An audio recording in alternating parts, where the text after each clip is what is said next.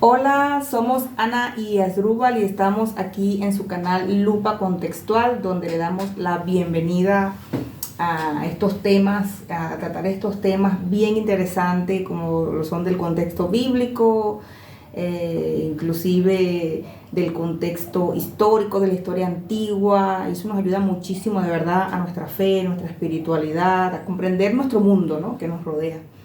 Y hay un tema bien específico, Asdrúbal, que queremos hoy tratar, desmenuzar, contextualizar sobre Ananías y Zafira. Que esto fue bien polémico, esto de Ananías y Zafira, porque queremos saber realmente si eso fue real, que alguien vino y dijo, bueno, tú te vas a morir ahora y te moriste, y después a las 3 horas se muere tu pareja. Y es así, lamentablemente. Esto se usa mucho también para crear miedo dentro de las denominaciones religiosas, se usa para sacar mucho provecho personal y para control. Y yo creo que es importantísimo desmenuzar muchas cosas para entender realmente este contexto. Sí, realmente es uno de los episodios más desconcertantes de la Biblia, ¿no? Como varios, así también que dejan con más preguntas que respuestas. Lo interesante de esto es ver cómo, producto de este pasaje, ¿no?, la violencia religiosa a veces se ha hecho hasta legal, ¿no?, injustificable. Pero para eso estamos, la idea es ayudarnos a poder dilucidar todas esas preguntas que nacen de este tipo de pasajes, ¿no?, y realmente de toda la escritura. Y por ello debemos ir al contexto, entender qué fue lo que pasó. Debemos primero, y quiero centrar primero en dejar que el libro de Hechos es un libro histórico, es una narración sinóptica escrita por Lucas. Lo encontramos en su primer capítulo, y esa es una introducción donde especifica qué es lo que viene a continuación. Por lo tanto, tenemos que saber que la narración y los hechos que van a estar escritos la está narrando una persona que lo investigó, que hizo una investigación documental y que preguntó, se informó y luego plasmó desde su punto de vista esta historia. Dicho esto, vamos a entrar entonces a lo que es el capítulo 5, pero no sin antes entender el capítulo 4. En el capítulo 4 se empieza a mostrar cómo es la vida de los cristianos de esa primera iglesia, ¿no? Y vamos a decirlo, que es esa cristiandad utópica, esa cristiandad cuya utopía se estaba viendo en el momento. Todo era amor, todo era tranquilo, todo era hermoso. Dice incluso en los últimos capítulos, los últimos versos, que luego de lo que aconteció en el Pentecostés, lo que sucedió en el Pentecostés, todos tenían en común todas las cosas, ¿no? Y en los versos 36 y 37 de ese capítulo 4 nos ayuda también a entender de que todos vendían sus propiedades y era una comunidad donde todos se ayudaban, ¿no? Y narra la particularidad de un creyente, que era de Bernabé. Es interesante, ¿okay?, que dice que todos vendían sus cosas y él resalta esta parte de Bernabé. Luego más adelante vamos a ver que Bernabé es un factor fundamental en la narración, vamos a poner, de este libro, de la historia que Lucas quiere contar. Bernabé más adelante se transforma en el mentor de Saulo de Tarso, quien a su vez fue después el mentor de Lucas. Lucas narra todos estos primeros capítulos hasta capítulo 13, 14, no los narra en primera persona, o sea, él no estaba allí. Él está narrando una historia que, como dijo al principio, la investigó. Entonces, Ananías y Zafira es una historia inmediatamente después de esta utopía de la iglesia en Judea. Y dice que ellos, había un hombre llamado Ananías, con Zafira su mujer, vendió una heredad y sustrajo el precio, sabiendo también su mujer, y trayendo solo una parte, y los puso a los pies de los apóstoles. Como les dije en el capítulo 4, él viene presentando esta mancomunidad de ayuda mutua, y entonces resalta cuál es la consecuencia de lo contrario. Es un antagonismo que plantea la historia. Y dice entonces que Pedro encara a Ananías, le pregunta si había vendido en eso que está entregando la heredad. Ananías le dice que sí, y Pedro en ese juicio dice ¿por qué conveniste en tentar al Espíritu del Señor? ¿Ok? Entonces hay una parte en el verso 4, dice, ¿por qué pusiste esto en tu corazón? ¿Ok? Entonces, y en el verso 3 dice, ¿por qué llenó Satanás tu corazón para que mintieses al Espíritu Santo y sustrajeses del precio de la heredad? Esto va a ser muy importante para entender el porqué de la narración. 3 puntos fundamentales. Entonces, más adelante, bueno, viene su mujer, Zafira, le hacen la misma pregunta y dice la Biblia que ella cayó muerta porque Pedro también hace un juicio y dice, he aquí los que se llevan a tu marido a enterrar, tú también caerás muerta. Y cae. El verso 11 dice que ella expiró, y el verso 11 de ese capítulo 5 dice, y vino gran temor sobre toda la iglesia y sobre todos los que oyeron estas cosas. Y por la mano de los apóstoles se hacían muchas señales y prodigios en el pueblo, y estaban todos unánimes en el pórtico de Salomón. Estoy leyendo la versión de 1960 de Reina Valera, que es una versión bien común dentro de las iglesias evangélicas. Pero, ¿por qué entonces? Vienen las preguntas. ¿Por qué entonces Pedro hace este juicio? ¿Por qué no solamente una reprimenda? ¿Por qué no solamente sacarlo de la comunidad? Como más adelante Pablo también lo enseña acerca de lo que tiene un carácter pecaminoso. ¿Por qué producir un juicio de muerte? ¿Y por qué esto está aquí? ¿Por qué se deja escrito aquí? ¿Por qué en el concilio de Nicea y las posteriores redacciones dejaron esto aquí dentro? Es importante entender que, así como en el Antiguo Testamento, siempre hay una división de agua para reforzar la importancia de la ética, de la moral, de la fidelidad a Dios. Se narran eventos extraordinarios. Es como un cruzamiento de agua. Por ejemplo, en el libro de Jueces, cuando el pueblo de Israel iba entrando, se narra la historia de Acán, que guardó una parte del botín y Israel entonces perdió las batallas. Y dicen, bueno, mira, ¿qué fue lo que guardó? ¿Qué fue lo que sucedió? Acán se quedó con una parte, total que Acán entra en un juicio y lo mata. Y entonces, porque Acán muere, entonces Israel vence. Aquí, en esta narración, algunos estudiosos también dicen que hay un paralelismo, no solamente con esta historia del Antiguo Testamento, sino con otras historias también dentro de los escritos griegos. Y ahí vamos a ver entonces por qué Lucas, que era griego, incluye esto en la historia. ¿Será que esto sucedió de verdad? ¿Qué fue lo que pasó? ¿Por qué entonces, si fue de verdad, hay que tenerle miedo a Dios? Porque si peco, entonces Dios me castiga. No solamente me castiga, me mata. Sí, y no nada más a Dios, sino a digamos, por lo que dicen, las autoridades denominacionales religiosas que utilizan pues esto como para amenazar a los súbditos, a las personas y que vivan de verdad de un miedo a la misma Biblia, o vender una imagen de Dios tan cruel como es esto. Y a veces las personas siendo víctimas, ¿no? Porque son sospechas, ¿no? Son cosas que se manejan dentro que son muy, muy turbias, muy oscuras, muy falsas inclusive, y se crea un problema, pero realmente no, la persona no es responsable de eso que se le quiere sacar a través de usando estos versículos y tergiversando. Entonces es muy oscuro eso, la verdad. Yo creo que no hay nada mejor que desmitificar eso de Ananías y Zafira. Y voy con entonces la posición de lo que se llama la patrística. Los primeros padres de la iglesia interpretaron muy bien, sobre todo Orígenes, que esto era una enseñanza teológica. Y desde el punto de vista teológico, lo que se quiere enseñar es que la hipocresía dentro del pueblo de Dios no es permitido, y sobre todo mentir. ¿Okay? Entonces se toma como ese enfoque, esa enseñanza teológica. Entonces vamos al punto. ¿Es real o no es real la historia de Ananías y Zafira? Primer punto, no puede ser real. ¿Okay?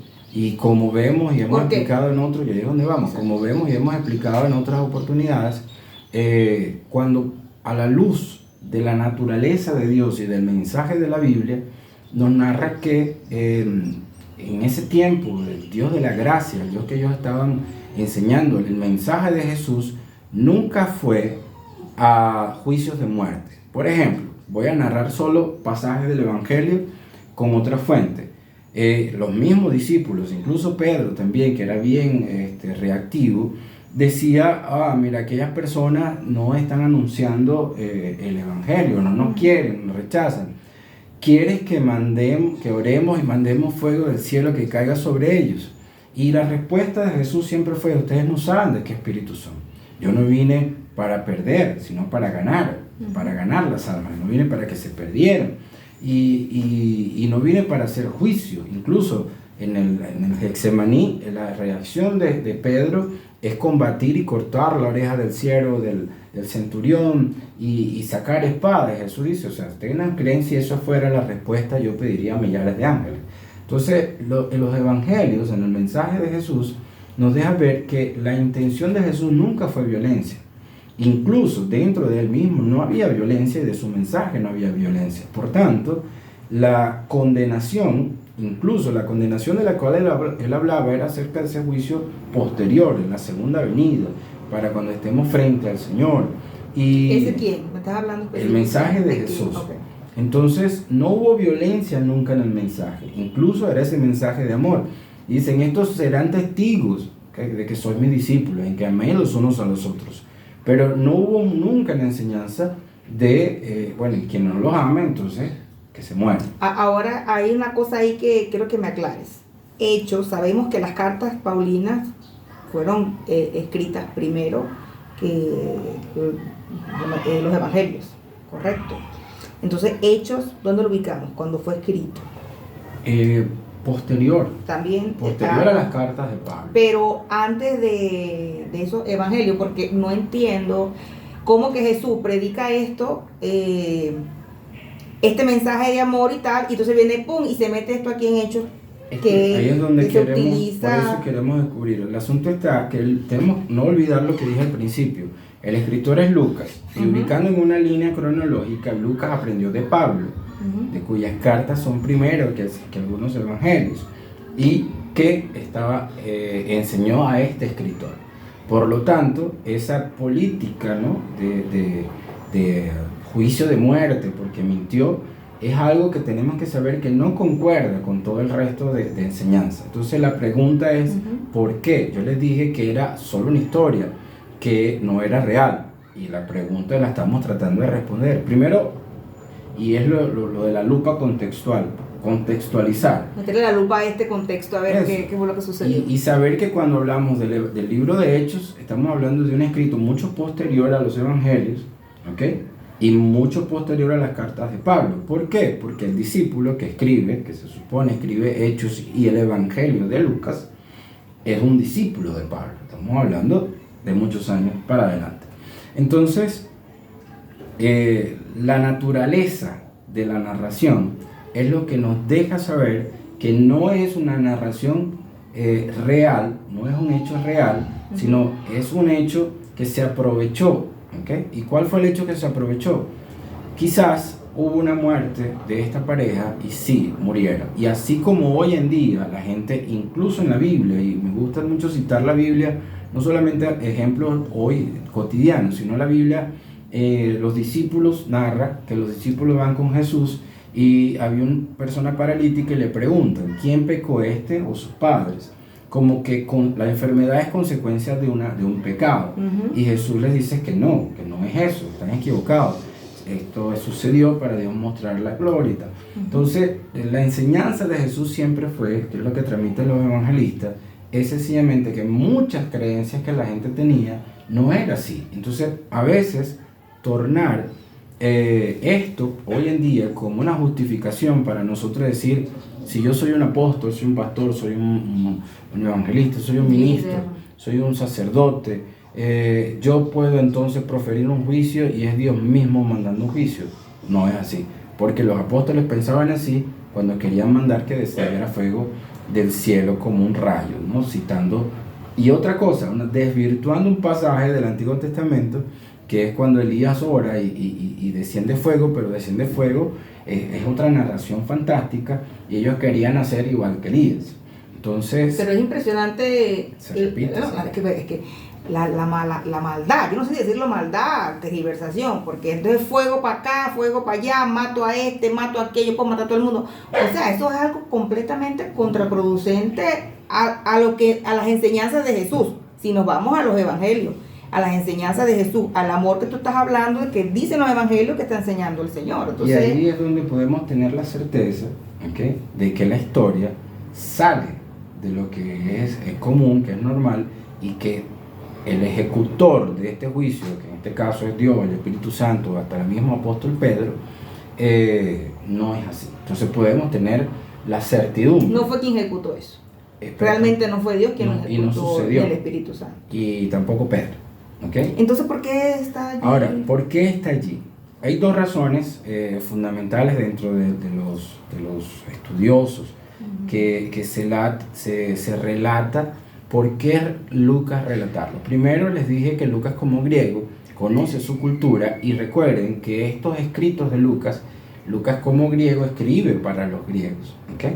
Entonces este pasaje, hay una historia escrita por Herodoto de alguien que intentó, ¿okay?, mentir entre los dioses de Delfos, que son unas deidades griegas, y mintió también con un asunto de una ofrenda, y entonces los dioses lo castigaron para que no tuviera fertilidad, no tuviera hijos. Entonces era una fábula conocida dentro de la comunidad, y lo que hace Lucas es tomar, ¿okay?, y fíjense que eso se repite a través de la historia, lo hicieron los judíos, tomar de historias que se conocían en Babilonia, que ya venían con herencia de los sumerios, eran historias culturales. Porque era su manera de aprendizaje. Y entonces Lucas toma también este pasaje para hacer esa narración.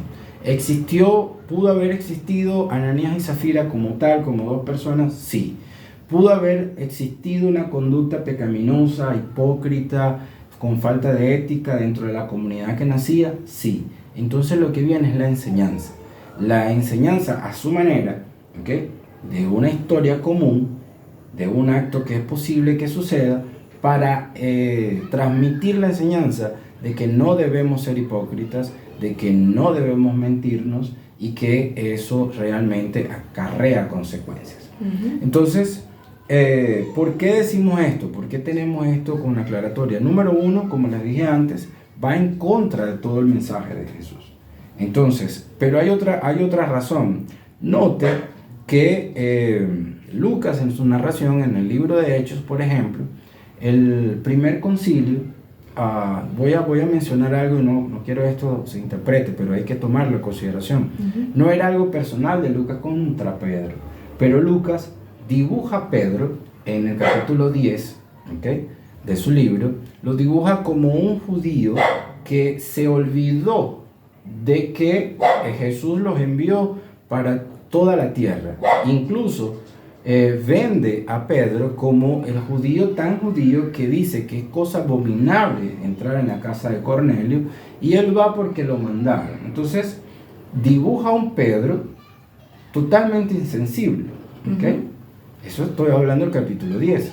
Vemos el capítulo 5, dibuja un Pedro magnífico, que hace milagros y todo lo demás, pero que tiene este arranque todavía de enviar juicios. Que tenía que ver con su carácter y cómo usaban las cosas quizás en ese tiempo también. Pero luego en el capítulo 15, ¿okay?, cuando ya Pablo y Bernabé van al concilio en Jerusalén, no menciona a Pedro, menciona a Jacobo.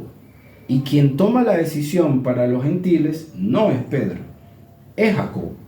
Entonces, al parecer, en la narración de Lucas, Pedro perdió su protagonismo principal dentro de la iglesia de Judea, y quien es el representante y la visión es Jacobo, el hermano del Señor.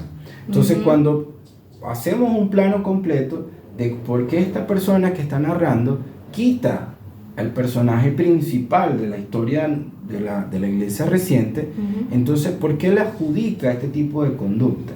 Entonces, podemos concluir que en la narración de Lucas, Pedro es este personaje que es impulsivo, que no representaba la sabiduría, y así lo vendió con las últimas apariciones. Por ejemplo, coloca a Jacobo como principal. Entonces, la finalidad en una violencia autorizada por la religión es solamente para mostrar, ¿okay?, que las consecuencias del pecado, pero no era para justificar la violencia. Y coloca un personaje como principal juez ejecutor cuya imagen está transmitida de esta manera, para que se viera ese Pedro, que era ese carácter violento de aquella iglesia que nacía. Pero el carácter sabio de la iglesia que nacía estaba representado en Jacobo, y cuando menciona a los apóstoles no menciona a Pedro. Entonces es posible, ¿okay?, que Lucas dibujara a este Pedro de esta manera, y por eso el capítulo 5 de Hechos. Note que son pocos versículos, note que el pasaje es corto y viene inmediatamente después de aquella utopía de la vida de los primeros cristianos. Y en el mensaje de Pedro para juzgar, dice primero que Satanás llena el corazón, que nosotros lo colocamos en el corazón y luego convenimos en hacerlo. ¿Okay? Entonces, transmite un proceso teológico de cómo funciona esta mala conducta que puede existir dentro de los creyentes y que trae como consecuencia la muerte. Y aquí es donde voy a decirle, esa estructura del escrito de Lucas es exactamente lo que escribe Santiago, que es Jacobo, cuando dice: cuando alguno es tentado, no diga que es tentado de parte de Dios, sino de su propia concupiscencia es atraído y seducido, y luego que es concebido el pecado, da luz a la muerte. Entonces, esa muerte del que habla Santiago, que es esa muerte espiritual, que es esa muerte de separación, que no es una muerte física. Tu moral, en tu conducta. Es la misma muerte de la enseñanza del capítulo 5. Que se aplica para lo que toman de Ananías y Zafira, pero que también toman esa enseñanza de los dioses, que me contaste pero anteriormente. Es así. Porque ellos usaban, es que hay que entender eso. Ellos usaban mucho en esa cultura hebrea, inclusive griega, por lo que estoy viendo. Ellos utilizan mucho ese aprendizaje a través de historias, a través de acontecimientos, y quizás muchos no son reales, pero no es que ellos estén mintiendo, sino que esa es su manera de aprender, cosa que para nosotros los occidentales no aplica lo mismo. Nosotros no tenemos el mismo modo de aprendizaje. Nosotros nos cuentan algo y nosotros estamos entendiendo que todo es real. Y todo es textual. Y tenemos que allí, y es muy importante, lo hemos venido hablando en los otros pasajes, tenemos que entender que es así, esa era la pedagogía de ese tiempo.